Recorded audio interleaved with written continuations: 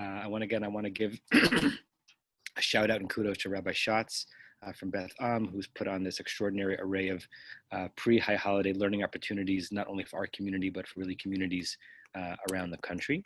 And we're so thrilled that people have been taking advantage of these opportunities. I'm going to give a very brief introduction because it seems impertinent not to, but I also don't want to take any more seconds of the time that I have to, because you're here to hear Rabbi Katz, not I.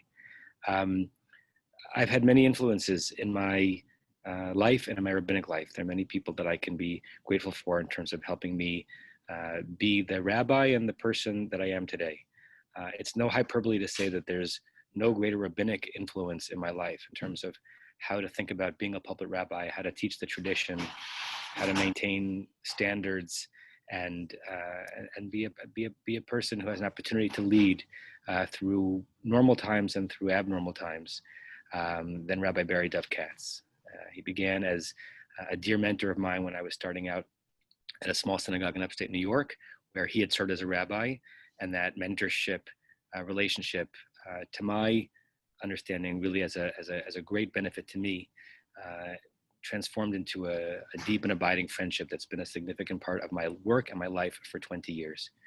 Rabbi Katz, as many of you know, is a rabbi's rabbi. He's a mentor to mentors, and his influence ramifies way beyond his synagogue in Riverdale. There are dozens of rabbis out there, probably maybe even hundreds, who give sermons because of the way Rabbi Katz taught them how to, who do pastoral care with attentiveness because of Rabbi Katz's modeling, and who try to live a life of rabbinic integrity because of the beautiful and easy way with which Rabbi Katz does so. The only downside about so many of you hearing this session is that it means that I can't repeat it to my own congregation word for word, which is what I sometimes do, changing just enough so it seems to be original. Rabbi Katz, I love you and I miss you, and I'm so excited to be able to share part of my community with you, and welcome, and the floor is yours. Thank you. Thank you. What an introduction to a session that's supposed to be about humility. It's pretty hard to feel humble. See what I did there? Pretty hard to feel humble after that. So it's great to see everybody. It's great to see so many people from the Bronx, from the home team, and so many people who are new. I've been thinking a lot about humility over the past 4.5 months. I think that one of the powerful lessons for me, and I think for many of us, of the pandemic has been humility, right? About like what our place in the world is, and what we can accomplish, what we can't accomplish, what we know, what we don't know, what our power is, what our power isn't. And really, I think, as I think about it, humility can be sort of like the battened down version of humility, right? The battered version of humility. But I think that our tradition offers other models of what humility can and should be like. And I want to offer those both in the spirit of these times, but in general, to think as we head into the holidays, what really is humility. So I'm going to share my screen. And the way we're going to do this is that I'm going to talk, and I'll take some breaks if there are questions. I can't really see all of you when I talk, but I will take some breaks. And Rabbi Katz or Rabbi Klickfeld, if you see that there's a lot of questions, feel free to jump in and let me know. So I want to start off with a book that I remember very fondly reading, David Copperfield by Charles Dickens. And in the book, David Copperfield, there's a character, one of the main characters, whose name is Uriah Heep. And Uriah Heep says many, many times over the course of the book something like, "I'm the humblest person going." Should be quotation marks on both sides of that quotation, of that quote. And as you read the book, you are struck by something, which is that there are lots of ways that one might describe Uriah Heep in the book. Humble is not really the adjective that comes to mind first, right? He is manipulative, and he's dishonest, and he's obsequious, right? Hence the picture was used on an advertisement for cocoa in the 1890s, right? Like it sort of, looks a little bashful, but looks a little evil as well. So he's really not humble, and it's such an interesting, he's really the villain in many ways in the book. And I think what Dickens is playing with is our notion of what is humble, right? And I think for a lot of people, humble means doormat. Humble means meek, like really in the extreme. Humble is sort of divorced from any kind of agency in the world. And what I want to talk about today, like I said, is a different view of what humility is. I think that really comes from the sources. And we're going to look at starting off two sections from the Torah that offer like a story-based version of what humility is, and then a descriptive version, a prescriptive version of what humility is, and then we'll go from there. So the story. The story is Moshe. It's the middle of the episode where Moshe is accused of things by his brother and sister. And in that narrative, the Torah says, "Va'ish Moshe anav me'od mikol ha'adam asher al pnei adama." And the man Moshe was exceedingly humble, more than any other person on the face of the earth. So that's really quite a statement, right? I'm the humblest person going, right? That is Uriah Heep's role model, right? This is this character who God says is the most humble in the world. But so what is it? This is a question to anybody who wants to answer. And you're going to have to just unmute yourself and jump in because I'm not going to really be able to call on you. What is it about Moshe do you think that the Torah thinks is humble? How is Moshe an exemplar of humility? You can unmute yourself, jump in. Hopefully it won't be a disaster. Moses' response takes responsibility for what he's supposed to do to help the Israelites most of the time. So humility as responsibility. Love that. What else? He has a willingness to learn that is unmatched, and he transforms himself as a human being and his relationship with God that is also unmatched. So willingness to learn, Benot Slofchad, realizes that he doesn't have the whole law, is willing to reconsider, learns from his father-in-law Yitro. What was the second thing you said? That his relationship with God transforms, and himself as a person and his relationship with God transforms. Nice. And so that relationship with God, you're going to see, is going to be an important theme that is going to influence how people think about humility and how one gets to a place of humility. Thank you. I'm sorry, I'm not calling you by names. That's going to require another class when I can actually look at everybody. So anybody else? He doesn't toot his own horn. He doesn't toot his own horn. Yeah, he does not toot his own horn. So that's Moshe humble, right? And we could come up with other examples. He's a shepherd, right? He listens, all of that. On the other hand, there are lots of counterfacts in the Moshe stories that would lead us away from describing him as humble, right? He is the guy who gets angry at the golden calf. He is argumentative with God when he sees what God wants to do to the Jews after the golden calf. He's not patient. See the whole water story. He aggressively confronts Pharaoh. He fights a war against Amalek, right? He stands up to castigate the Jewish people. Is that really humble? So if Moshe is humble, right, because of the examples that you said and probably other examples, and all of these other things, are those part of his humility, or do those exist separate from his humility? And I think that that's a question that Jewish tradition is going to play with. I want you to think about, like, is humility something that stands alone, right, and can stand with all those other qualities, or can humility somehow be synthesized and be part and parcel of an integrated personality that includes some of those things? And I'm going to give you a hint. I'm definitely going in that direction. I love this picture at the bottom. It's by an artist named Leah Crust. And it's called Moshe, Miriam, and Aaron Having Tea in the Desert. I even like the title of it. And what I love about it is I'm thinking that Moshe is the character to the left. And the way I read the picture, right, you have these Aaron and Miriam looking at Moshe, but Moshe is also looking at them. At first, I thought they were holding hands, Aaron and Moshe and Miriam, but I don't think that's exactly what's happening. But I love the fact that the characters are all on the same plane.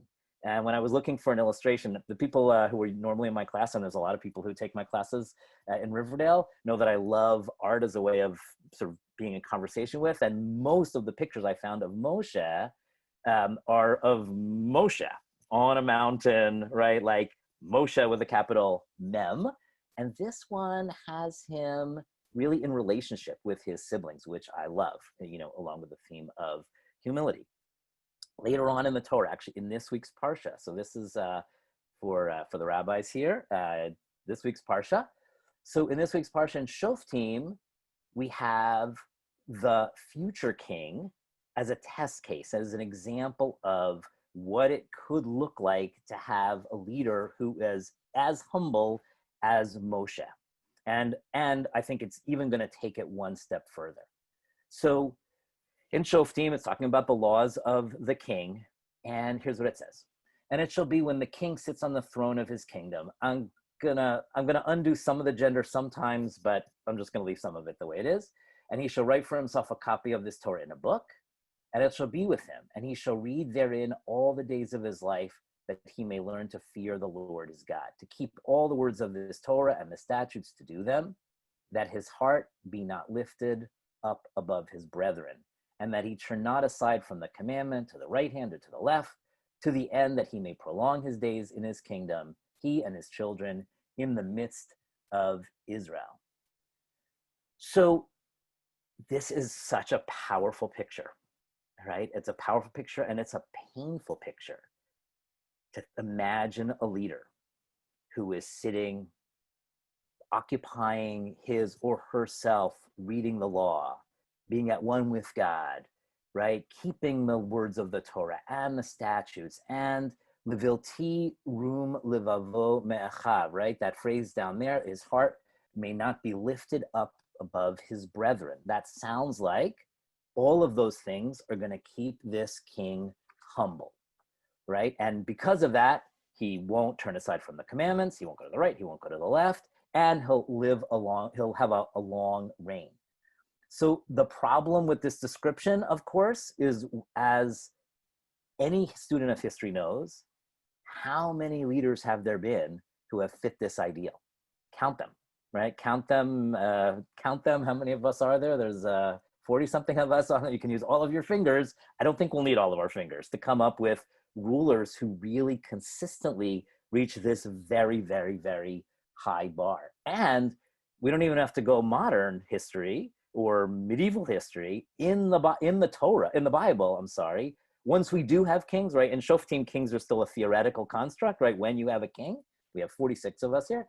When you have a king, most of the kings in the Tanakh don't live up to this incredible thing. In fact, much of the Tanakh is taken up with understanding how it could be that kings rule a long time, even though they don't fit this perspective, right? They don't actually act in this way. So the problem of leaders who don't live up to this very high standards is one that's been with us for a long time.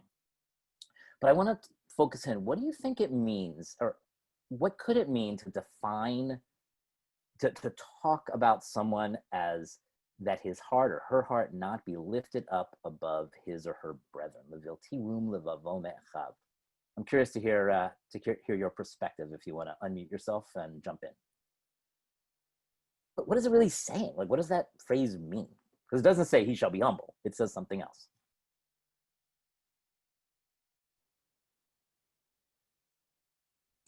You're not better than anyone else. Yeah, you're not better than anyone else. Nice. What else? You don't get special privileges. Nice. You don't get special privileges. Good. And we're gonna get to a lot of that in the next source. Good. What do you think the heart means? Well, I think that you don't lose empathy for other people, that you recognize the suffering of your subjects.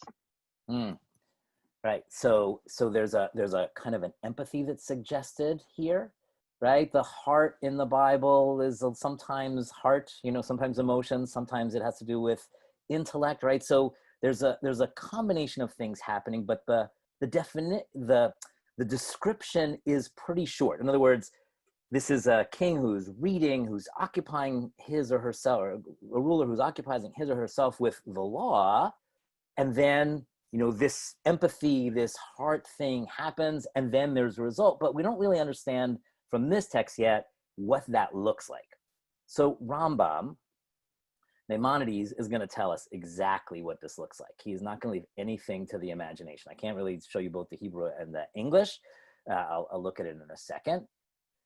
So Rambam in the Mishnah Torah defines what it is that a king should be. And he's definitely in conversation with our Parsha and with the previous selection about Moshe. So here's what it looks like to be a ruler who acts in the way that the Torah suggests. He shall not act more profound. I'm going to make it kings or queens or rulers of, he shall not act more proudly than necessary toward the people of Israel. She should be gracious and merciful towards the lowly and the great. He should show concern for their property and welfare.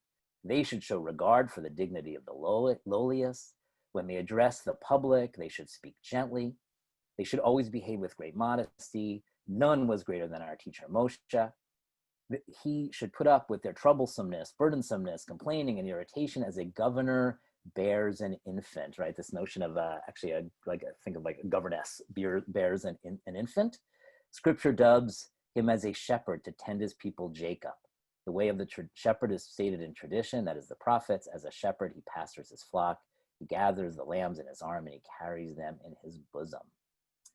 So what I find fascinating about this description is this is an attempt to operationalize Moshe, right? To kind of take the essence of Moshe and define it in a way that other people can follow, right? You want to know how to get to that thing that the Torah talked about with Moshe and talked about with the king. Well, here's the fine print. Here's how you operationalize this. What's your reaction to this list? I'm curious. Anyone who has anything to say, what's your reaction to this? Hi. Yeah. It doesn't seem. Oh. Yeah. It doesn't seem anything like the king would believe himself to be like that. It's like dampening him because of his great authority, and other people in his world are probably not even near this. I love that. Ramban, the Ramba with an N at the end, Nachmanides, he actually says exactly that. He says, a king, of course, is going to feel great and mightier than everybody else. Like that's the natural state of things. And he says, and because the example is the king, if a king should have to kind of rein the king's self in, so we should rein ourselves in. And what Rambam adds in is, and the reason kings need to rein themselves in is because they're not the king of kings, right? They're not Malkeinu with a capital Mem, right? They're not the high holiday king, right? They're not a divine king. And kings need to understand that they are a rung below the divine king. And Rabbi James Diamond writes about Maimonides' perspective. He says, in this adoption of the Maimonidean guidelines for extreme humility, the king acts as the supreme existential model of imitatio Dei, right? So the king here is imitating God, all the while, if you add in Ramban's addition, knowing that they are not God. So it's a very difficult line that we're asking our rulers to walk. And if you listen to Ramban, that we're expected to walk. What's interesting about this list is that none of them says the king doesn't have power. In fact, power is in almost every one of these examples, right? You should not act more proudly than necessary, right? Like I know I got a lot of power. I'm going to tone it down. I'm going to turn down the volume in order to fulfill this mandate to be humble. I should be gracious and merciful to the lowly and the great, right? It's understanding station and understanding, of course, that the king is the greatest station, but being gracious anyway. It's what we want from God, right? All over the high holiday liturgy. Concern for property and welfare, regard for the dignity of the lowliest, right? Speaking gently, modesty. And then I know there's a bunch of pulpit rabbis on here. The king, the ruler, should put up with their troublesomeness, burdensomeness, complaining, and irritation.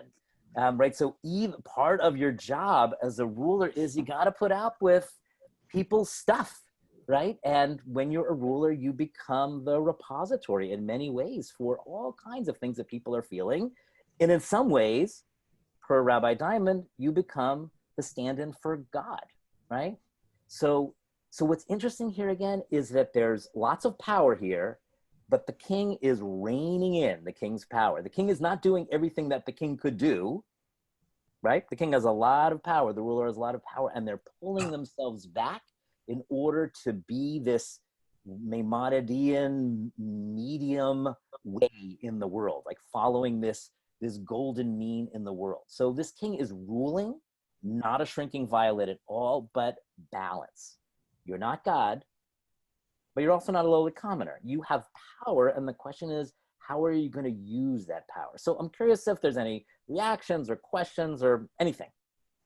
I have a thought about it.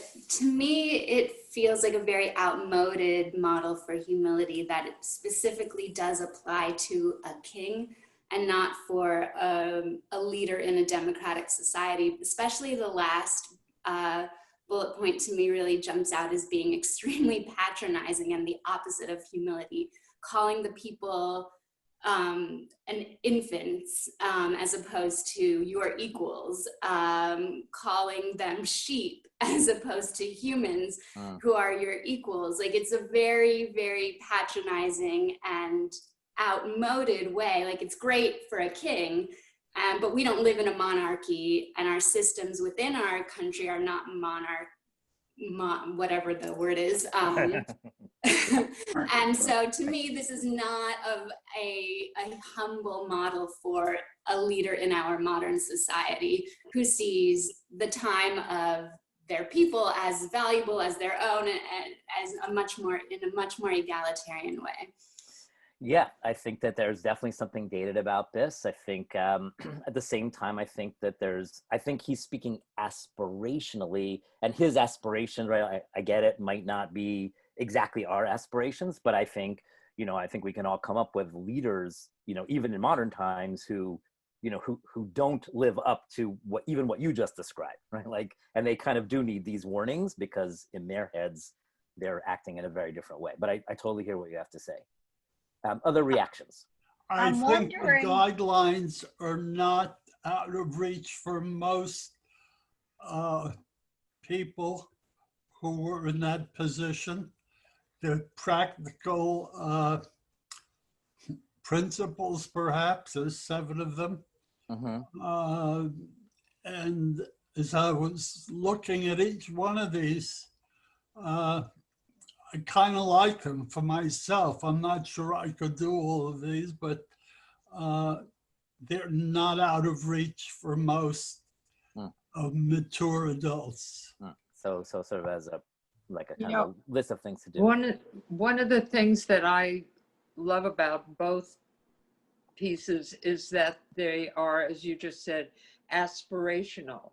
That a person's humility is not judged as a description of who he or she is, but how he or she acts, how they respond. And it's a very powerful way to look at it. So the difference between who a person is and how they act.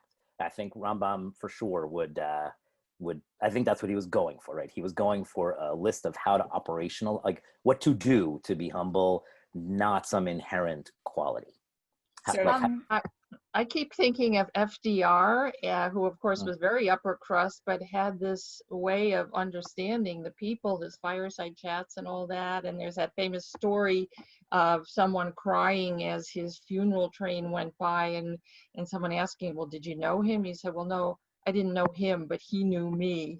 So that to me is a model of this kind of gracious leader who understands everyone. Yeah, I love that story. I actually just finished the book Leadership by the historian, I'm forgetting her name, where there's a lot of examples of, of 4 different American presidents and how they embodied exactly what you just described. right? That sense of leaders. And the interesting thing in the book is she looks at 4 leaders, Teddy Roosevelt, FDR, Johnson, and Lincoln. And she points out that each one of them had a personal crisis in their lives that helped them get in touch with exactly that thing that you just talked about, right? That sense of knowing other people and knowing their pain and knowing their suffering. Nice, thank you. I also was thinking that I don't know if humility could be taught, but if you look at Moses and his origin story, which I'm sure his family told him about all the time, it was really rather precarious, and who knew whether he would even live. And again, when you talk about FDR, he had polio. So you might need a personal crisis early in your life to give you this humility. Yeah. You know, that could be a possibility. And also, I think the historian you're talking about is Doris Kearns Goodwin. Yes, that is who exactly I'm speaking about. Yeah, exactly. So I think, right, so how biography plays into this, and particularly in the Moshe story, right? Like Rambam is definitely talking about the Moshe story, right? And Moshe was a shepherd, but Moshe also understood, because of his own biography, understood what it was like to live in the palace, what it was like to be a fugitive from the palace, what it was like to come back to the palace as a leader on behalf of God. So Moshe is someone who was sort of on the elevator between the different floors of where you stand in terms of power, and had firsthand experience in different ways of being, which is really interesting. Great. So I want to move a little bit modern, in that there's a bunch of modern thinkers who really talk, I think, in a really powerful way about what all this means. And somebody said before, like, it doesn't really speak to me, because our leadership structures are not monarchies, right? They're democracies, right? We have different expectations of our leaders, and different models of what we want for different metaphors for the relationship. And these are 2 of many sources that really bring home for me this sense of balance and the challenge of finding the balance. So the first one is Rabbi Dr. Ruth Abish Magder. And she points out something that I think is important to keep in mind. Humility is essential to keep rabbis from confusing the work we do in the service of God with being as great as God. But at the same time, I'm not just a rabbi, I'm a woman rabbi. And when it comes to women, humility gets complicated. Humility is freedom from pride or arrogance. It comes from the Latin root humilis, which literally means low, and also suggests modesty or a lower sense of self-importance. But what passes as pride or arrogance is often judged more harshly in women than men. And when women do not push through the modesty thrust upon them, should be them, by societal expectations of womanhood, they are unlikely to get noticed. In other words, for women, being humble can get in the way of doing God's work, or any other work for that matter. So I think that was, I think that's an important thing to keep in mind, right? That we have an awareness of things around gender that, I don't think that the Torah or Rambam really, they were not thinking in those terms. And I think that, I think she's expressing something that's really important for us to remember, is that what passes as humility in some people, right, in other people actually stands in the way of them finding that balance. Because, going back to the beginning, right, the sort of the basic understanding, I think, in society about humility is it's kind of being super meek and quiet, almost being a doormat, right? And like, clearly that's not so good. On the other hand, right, what's the other thing, right? It's like the two pieces of paper in your pocket. For me, the world was created, or I am dust and ashes, right? Which one are we in the world? And I think there's a growing realization that it's not one size fits all, and that people interpret humility in different ways depending on who is demonstrating it, right? And I think it's something that we are seeing play out in real time every single day in our country right now. And now, Rabbi Shraga Simmons, first let's clarify what humility is not. Humility does not mean a meek reluctance to speak up or be assertive. Humility is not slouching your shoulders or having low self-esteem. Humility is the ability to be objective about one's own position vis-a-vis everyone else. If I am in a position to lead, then I should lead. And if not, I should defer. I must know where I stand and not take undue liberties. I think both of these are talking really powerfully about what it means to balance. And I think that anyone who's ever been in a leadership position, whether that's a leadership position in society, in a Jewish community, in a home, in a family system, at work, I think we're always trying to figure this out, right? Where do we speak up? Where do we not speak up? What is the legitimate place for us to use our power? How, when we use it, do we use it in a way that doesn't trample over other people, doesn't minimize other people, doesn't treat other people like sheep, right? But really respects the divinity in each human being. And I think what these two sources are talking about is, how do we find that balance? I'm curious, how do we find that balance? Anybody want to speak to that?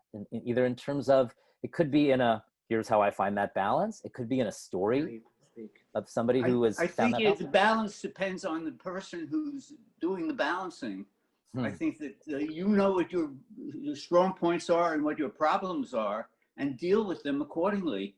It's to conquer your Yetzer Hara, so to speak. Thank you.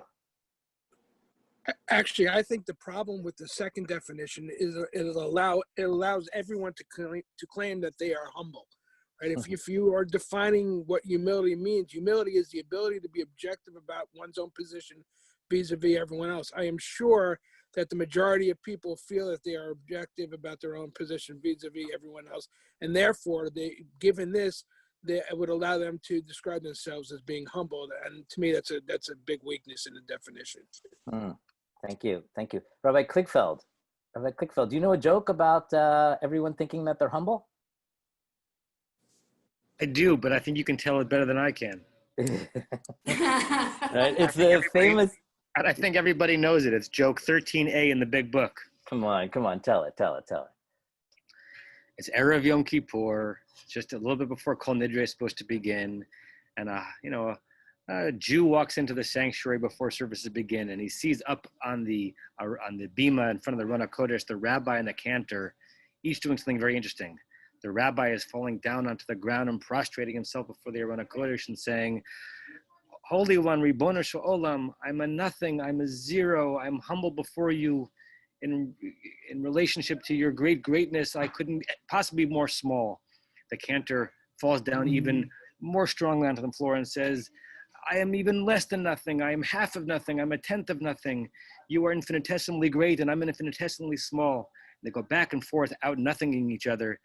And the Jew figures maybe this is what he's supposed to do before Yom Kippur. So he falls down to the ground from the back of the room. And he says, "Ribono Shel Olam, I am nothing. I am zero. I'm infinitesimally small compared to you." The rabbi looks at the cantor and says, "Ha, look who thinks he's a nothing." Ba-dum-bum. An oldie but goodie, but I think connected to the last comment, like, can we really have a sense of our own humility, right? Like, can we ever be objective? I think a lot of these sources are asking us to train an eye on our humility. And I think, the last person who spoke is really saying it's very hard to do, right? And maybe what that leads to is, maybe we need humility partners, someone who's gonna be our person who says, like, you're crossing the line, right? Like, if you look at my little clip art at the bottom, right? You're crossing the line from a nice balance between confidence and humility to really being, like, you think you're being humble, but it's really not, right? The humble brag on Facebook. Other comments about these sources, or in general, kind of where we are in where I am, and like this argument that humility is really a kind of a balancing act as opposed to a on or off switch. Yeah, Jennifer. I was going to say, I don't remember where I heard this, but every time I hear or see a person thanking the world or an organization for an award or recognition, I just cringe when I see that they are humbled by this, because actually, you know, if you're nominated for the Democratic nomination, or if you're if you've been asked to be on a special panel, I think that when you say you're humble, you are not being really truthful. And what would be a better thing to say is, I'm honored to do this, because I think that using the word humble is, you know, they're being hypocritical. And I see that all the time and always want to call it out.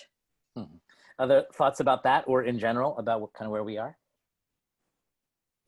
Yeah, Eddie, yeah, go ahead.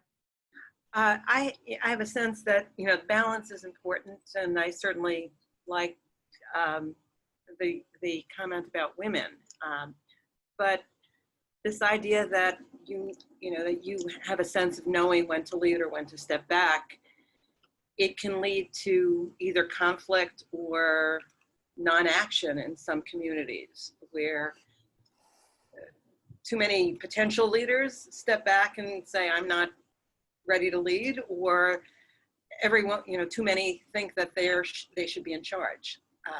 So that self-assessment is, I think, potentially problematic. So what would you suggest as the antidote to that? Well, you mentioned, you know, humility buddies, but I mean, you know, the concept of having people able to talk truth to power that we hear so much today, to the extent that can be realistic, you know, maybe one way of dealing with that. Yeah, thank you. You know, I was once at a seminar, and it was talking about encouraging lay leadership in synagogues, and one of the points of the speaker was that, you know, synagogues that are good synagogues have a lot of dedicated lay leaders, but there's probably a lot of other people who are not putting themselves forth into leadership, and the reason they're not is because you didn't ask them. You know, they're not the people who are going to put themselves out there, and sometimes that person who just needs to be like noticed a bit and asked actually is, you know, has the potential to really transform an organization, right? Those people who by nature are a little bit more on the humble side of things, and for them humble is like a falling back, just sort of calling on them is a, you know, can be a really empowering act for them and for the organization as a whole. Other thoughts about where we are? Humility is something like I wrestle with every day and I work in entertainment, and it's like not the field where it's rewarded, but personally it's something I value. And so I'm like, how do I navigate this? What does that mean? And so for me, I don't know that the humility versus confidence model, I don't know that necessarily works for me personally. I think it might be a humility as a humility being like other focused and making it about discernment and seeing and learning from others, as opposed to self-presentation that comes from possible arrogance or lack of confidence. But it's something I really struggle with as a woman in entertainment, but valuing humility and not always knowing like what is the working definition of that word. It's like a mind puzzle. So I appreciate this class very much. Thank you. Yeah, I totally hear you. I think, you know, I mean, I think we could put a lot of words in the bubble, you know, in the globes or whatever those things are in balance. I think it is really hard. You know, I know somebody who is a super smart woman, and if she's in a class and she even has a thought in her head about something she wants to say, she turns bright red before she's raised her hand or said anything, because she's just nervous about like putting her idea out there. And when she talks, you always want to say, oh, like, why didn't you say that earlier? That adds so much to the discussion. But like, she has something going on in her own head that's kind of embarrassed to speak, not sure if she's worthy to speak. And I think a lot of people struggle with that, right? Like, but at the same time, how do you in life find those moments where you do put yourself out there? When I was 21 years old, I worked at a summer camp and I was a unit head. And I remember after the first month, we would have these late night unit head meetings. So it was like long meetings, and they were very ideological. It was a Zionist youth group and youth movement, and it was very ideological. People were fighting it out, and I was very quiet in those meetings. Like, I really felt like it was Clash of the Titans, and I just wanted to go to sleep. It was really late at night, and I was just super quiet. And at the end of the first month, a guy who had been at the camp for many years said to me, Barry, you need to speak up at those meetings. And I said, it's late. I felt like people were going on. And he said, your perspective is really important. He said, if that's what you're thinking, say that. Like, some of those people need to hear someone saying, really, do we need to, kind of go around, or to hear what you have to say. And the other thing he said to me, which I thought was really interesting, he said, you're doing some really good things in your group of kids. You're making some mistakes as well. And you need to talk about those things in the group, both to get support for the things that you're struggling with, but also they can see the things that you're doing well. Like, you have to put yourself out there. And, it wasn't my default to kind of put myself in that position, to put myself in the center of that, but it was a really important learning. It's something that I also, I really resonate with what you just said. To kind of bring it home, I have three things that talk a little bit about what I think is like some first steps towards the practicum here, which I think that I think was promised in the title that I came up with. I don't know if it's like a fully formed idea, but these are definitely things that I've been thinking about. So I think one of the things that comes from a lot of the sources that we read so far is I don't know everything, right? Moshe is an example, as several people pointed out, of someone who knows when to get advice from other people, knows when to kind of consult a higher authority. The king who has the law book, right? Like, by definition is learning from. And so there's a sense of not knowing everything. And Judith Rosenbaum, who was a director of the Jewish Women International, I think it's called. So Dr. Judith Rosenbaum, she was talking about intersectionality and how complicated it is, intersectionality. And she wrote something that I think could apply to pretty much anything. I don't know the answers. I'm scared, disappointed, exhausted, enraged, and 20 other emotions every other day before breakfast, trying to understand how we got here and how we can move forward together productively. All I can do is share my experience, listen to yours, and continue working for a better future with humility. So, she's someone who has really like interesting opinions about things. So, her scared, disappointed does not stop her from putting herself out there, but I think she's exposing like an important part of humility practice, is recognizing that scared, disappointed, exhausted part of ourselves, right? The sense that we really don't know. Like, I don't know, right? When looking at all of the things that we face as a society, as a Jewish people, as a country right now, I don't know the answers, right? Like, all the Popa rabbis here who are trying to figure out, like, what does it look like to do the high holidays? I don't know what the right thing is, right? Like, we're all guessing, right? Educators on the call thinking about what does it look like to open up schools or not open up schools, and Zoom schools. People are working in other industries. We're all trying to figure it out. And I think the bottom line is we don't know the answers. And sometimes just being able to admit that is incredibly grounding. Not that it stops me from, kind of ultimately getting to an answer, but just saying that at the beginning, I think sometimes also opens up the conversation and allows other people in. If I don't know the answer, right, then I'm depending on somebody else here maybe to help me get there. Another piece I think of humility work is understanding that it's not about me. So there's this moment in holiday services where the Shliach Tzibor, the cantor, gets up and says, Hineni ha'ani mimas, Hineni ha'ani mimas, nirash v'nifchad, mipachad yoshev tilot Yisrael, Hineni ha'ani mimas, nir'eshed v'nifchedet mipachad yoshev tilot Yisrael. Behold, I stand here, impoverished in good deeds, overcome and in awe of God, the one who is enthroned upon the praises of Israel. And it's this recognition that even though this person is trained and they're sort of ready for the high holiday moment, right, the place where they want to inhabit is a place of, I don't really know, kind of what I have to put forth here, right? I don't really know if I'm worthy to do this, in this sense that, like, I'm literally a shaliach, right? I'm literally an emissary for other people at this moment, right? It's not about me, right? And I think, how do we have a moment over the high holidays where we realize it's not about me.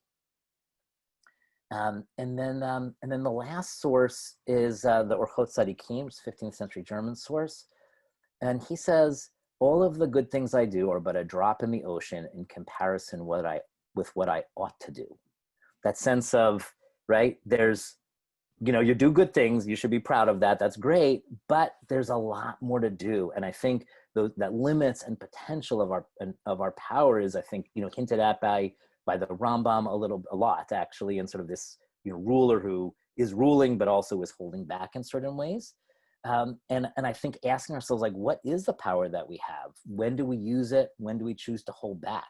Right? In many ways, I think right now, because of the pandemic, we're all, literally confined, right? Our wings are clipped in so many ways, but are there things that we could be doing, right? That we could be doing, that we ought to be doing? Maybe that's the first thought. And then, like, what is it? What is it that we can do to reach out to other people, to be parts of communities in active ways, maybe in ways that we never really thought of ourselves, as being in the past? What does it mean to recognize our gifts and ultimately to use them? An interesting thing about the story that I started with, and then I'll open up to general comments. So if you read the book, if you read David Copperfield again, you'll read about Uriah Heep, and like I said, he's, he always talks about how humble he is, but he's really not a character you would describe as humble. He's manipulative. He's so many things. But as you read the book, you learn some interesting things about Uriah Heep. He was actually given over by his parents to, I guess you'd call it an orphanage, or like a charity home. And in the charity home, he was told over and over and over again, be grateful for everything we give you, right? It's sort of the perversion of charity, right? As like, oh, I feel so bad for you, I'm going to give you this thing. You should be happy that you get a bowl of gruel today, or whatever it is that you get. And so he took that lesson, right? And, like, he learned to say, I'm humble. He kind of lost, he kind of lost it along the way. And he turned manipulative, and he became a thief, and he became, he really had, lived with a lot of rage. I mean, that's what Dickens is suggesting, that there's a lot of rage in this guy that's turning him from someone who is actually humble to someone who is really not someone that any of us would want to spend much time with. And I think, what Dickens does in the story is he forces us to confront the fact that we've judged this character without knowing the full story, right? We still might judge him as a bad character, but I think it is interesting, like, to understand the backstory of this character, right? And to understand that we just don't know everything about the people that we interact with. We just don't know, right? One of my favorite lines of liturgy is, right, Ata Yodea Razeh Olam. God, you know the secrets of the world. You know what's in everybody's deepest innermost parts. And the, parentheses is, and I don't. Like, I walk into shul, or I walk into my live stream this year shul, and I know that there's going to be so many worlds out there, so many people listening, that I don't know what their experience is, right? I can guess at it. I'm going to have to guess at it, right? But not admitting and knowing in a deep way that you just don't know what another person's experience is. Like, what makes an Uriah Heep into an Uriah Heep? You might judge him just as harshly, but you understand him in a different way. I think it's a brilliant move by Dickens, reminding us that we really don't know everything. Even when we think we know things, we really don't know things. So I think that in terms of practical things, I don't know everything. It's not about me. I have limited power, but I also have infinite power.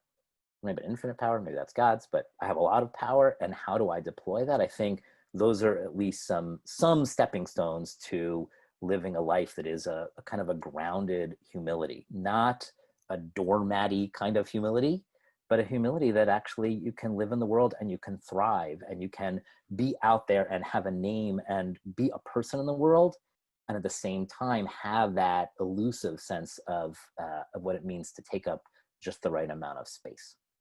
So I'm curious if there's questions, comments, anything.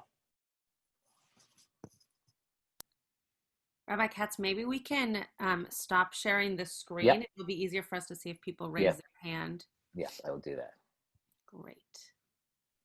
Thanks. People can also unmute themselves, but if you would like to raise your hand either virtually or physically. Right, and I wasn't able to look at all the chat, so if you have something in the chat that you would like to say out loud, please say it out loud.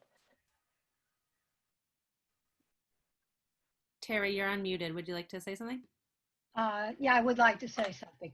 I remember many years ago when my son was in nursery school and Rabbi Jeanette Ornstein was his teacher.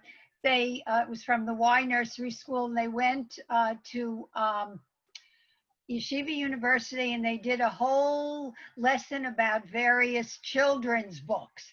And one of the ones that I loved so much was by Eric Carle, called Why Noah Chose the Dove. Like every animal came to him, oh, send me out, I'm great, I'm this and I'm that. And at the end of the story, Noah chose the dove because the dove never came to him saying how great that he was. So maybe more children should be exposed to that book. But I really thought that that was basically this concept that if someone, and the humility does come out. And at the risk of sounding like I'm, quote, brown-nosing, but Rabbi Katz, you do have a sense of caring and humility and calling on everyone. And in effect, that is your great strength. Anyone who says they know everything, I mean, you know that they don't. You just have to hope that you have, now a shout out for your scholars, have intelligent people who can recognize that about you. So thank you. Yeah, thank you. Thank you very much. I think there's some adults who should read that book as well. I agree. His lesson. I think Ruth Weintraub has a story she wants to share. Sure. And then Edie Parker. Ruth, you're gonna have to unmute yourself. Especially for women, but it could have to do with men also. I was brought up with a very authoritarian father who was always right. And I was really afraid of being wrong. Everything I did was wrong.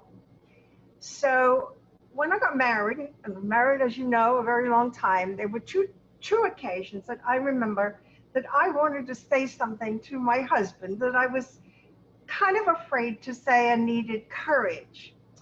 By the way, I could do anything outside the house. That's okay. I could do anything I wanted outside the house. I just couldn't when I was young. And my husband, was a lawyer, and he was somewhat overwhelming quite often to me too. And the two things took me a long, long, long time. One took over a year, and the other I don't remember how long to say. And eventually, at each time, I said what I felt, and it made an enormous difference. That women need to assert themselves and not be humble when they don't have to be. I'm curious, what got you over the hump? Like what made you say it? Just, I don't know. Well, I saw a psychiatrist and she encouraged me. Okay. That's Good. what happened. Love that. Love that. Edie. Well, what she just said, I will say, though, that's not necessarily not being humble, which is what we were talking about. I mean, it isn't not humble. It isn't not humble to say what you were thinking. It's the way you say it. So what I was going to say is, I think although this isn't very brilliant, but to me, a lot of it too comes from the whole treat other people the way you would want to be treated. And just because you're a ruler or just because you have some degree of authority or whatever, if you spend, and the same thing with like the Maimonides kind of, I had called them rules, the things that you were talking about. And it's like, I think a lot of those things that are objective sort of give you away. That's sort of like your sounding board. Like those kinds of things can kind of be your partner, is that when you look back at those, because every so often you kind of do need a little refresher on, you know, how you're behaving and how you want to behave towards others and all of that. But a lot of it, again, it still comes back to treating others the way you would want to be treated, no matter what your role is. It's not the power that you have, it's the way you use the power and the way you make your people feel when you're providing that structure or whatever. So that's been around for a long time, and sometimes we forget, is, I guess, is what I'm saying. Thank you. I think we have time for one last comment or question. Okay. So that was somebody who raised their Yes, hand? Suzanne had her hand. Sure. Suzanne, unmute yourself. Yeah. Unmute yourself. Suzanne, unmute yourself. Okay. Literally, that's the humble lesson. Unmute yourself, right? Unmute yourself. Find the balance. Don't be muted. Got it. I see this as a little bit of a battle between self-confidence and recognizing strength. Whether the strength, you recognize the strength from within, or someone has said, wow, I really think you can do this. And, but how you carry on the strength and the way you go forth, therein lies the humility. Thank you. Really perfect last words. So I want to thank everybody. I want to say that if you have thoughts or things you didn't want to say or couldn't say or just thought of afterwards and you want to write to me, I just put my email up in the chat. If you want to be put on our synagogue's list so you can see other programs that we teach. I teach a class on Wednesday mornings. We just finished a round of the class, and I have lots of students on the class or co-learners on this class. And that class, if you decide to come in the fall, you'll see lots of familiar faces. And I just want to thank everyone for coming, and I really want to thank Rabbi Katz and Rabbi Kligfeld for organizing this incredible thing. You know, to lead up to have this countdown until Rosh Hashanah with 49 or so days of learning from Tisha B'Av all the way up to Rosh Hashanah with people from all around the country is an incredible gift of this time. You know, not an expected gift, but I think one of the things that this time has really opened us up to is the ways that we really can connect up with people despite physical distance. So thank you both very much. We thank you. Thank you, Rabbi Katz. This was really such a joy, and it's always a pleasure as a student of your students to be able to learn from you. And I just want to make mention to everybody that tomorrow our class with Rachel Rosenthal is at 3 p.m. She's a Hartman Fellow, and I hope that you will all join us as we continue. Rabbi Katz opened up beautifully with this week of humility, of Anava, and we will continue on with this subject for the rest of the week. So we hope that you join us. And again, thank you, Rabbi Katz, for just putting a beautiful spin and a beautiful focus on the rest of this week. Thank you, everyone, for being with us, and have a great week. Shana Tova, everybody. Shana Tova.